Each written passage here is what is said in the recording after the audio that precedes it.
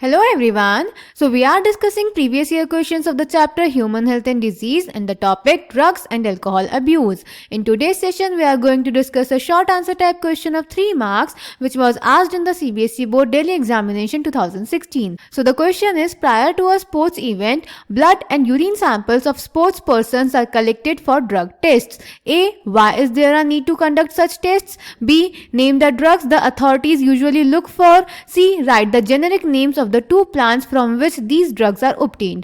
तो बेटा इस क्वेश्चन में हमें बोल रहा है किसी भी स्पोर्ट पर्सन के किसी भी स्पोर्ट से पहले ब्लड और यूरिन सैंपल्स लिए जाते हैं कुछ टेस्ट के लिए. तो बेटा ए पार्ट में हमें बताना है कि ये टेस्ट कंडक्ट करने ज़रूरी क्यों है.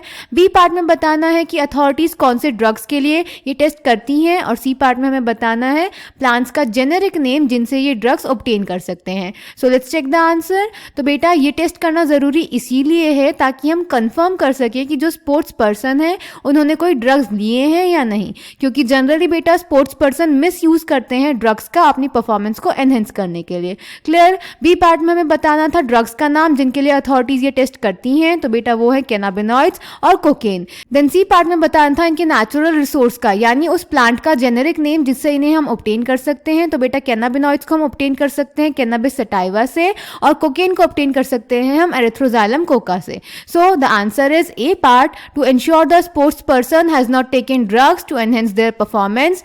B part is cannabinoids and cocaine. C part is natural cannabinoids are obtained from the inflorescence of the plant Cannabis sativa and cocaine is obtained from coca plant Erythroxylum coca native to South America. So I hope this question is clear to you. Thank you.